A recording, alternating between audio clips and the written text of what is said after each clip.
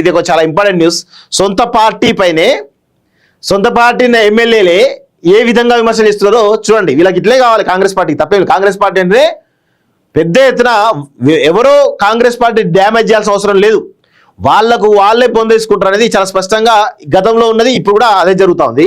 So alignment మారాలంటే ప్రభుత్వమే మారాలేమో, ఇది RRR సంబంధించిన అలైన్మెంట్ మారాలంటే ప్రభుత్వం మారాలేమో అంటూ కోమటిరెడ్డి రాజగోపాల్ రెడ్డి సొంత ప్రభుత్వం పైనే విమర్శలు చేస్తా ఉన్నాడు.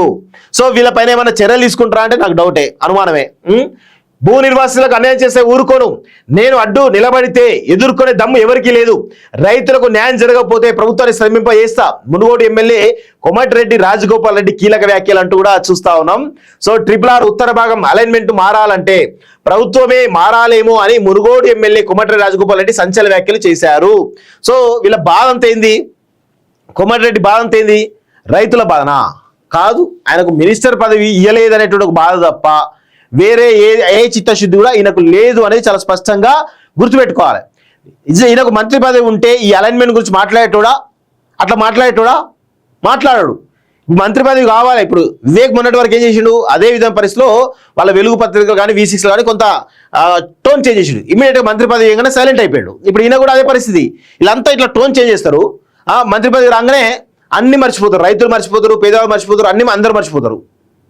వాళ్ళకి పదవులు తప్ప ప్రజల ప్రయోజనాలు, పేదవాళ్ళ సంక్షేమం ఏది కూడా వాళ్ళకు ముఖ్యం కాదు. వాళ్ళు అవన్నిటి కూడా వాళ్ళ అవసరాల కోసం, వాళ్ళ అధికారం కోసం వాడుకుంటారు తప్ప వేరే ఏది చేయరు. RRR ఉత్తర భాగం అలైన్మెంట్ మారాలంటే ప్రభుత్వమే మారాలేమో అని మునుగోడు ఎమ్మెల్యే కోమటిరెడ్డి రాజగోపాల్ రెడ్డి సంచలన వ్యాఖ్యలు చేశారు.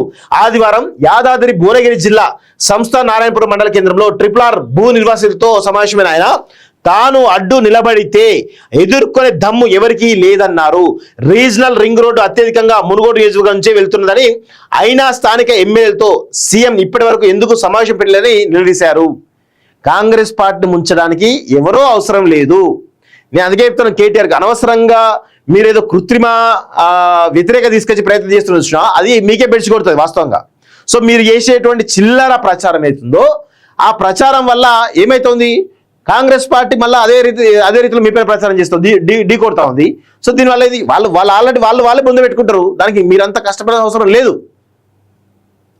సో ఇలాంటి వ్యక్తులు ఆల్రెడీ ప్రతి కాంగ్రెస్ ప్రభుత్వంలో ఉంటారు, ఇవన్నీ కూడా జరుగుతూనే ఉంటాయి. వీళ్ళపైన చర్యలు ఉండవు, కాంగ్రెస్ పార్టీ మాత్రం దిగజార్చే ప్రయత్నం చేస్తూనే ఉంటారు. ఒక క్రమశిక్షణ ఉండదు, ఏది ఉండదు వీళ్ళకైతే.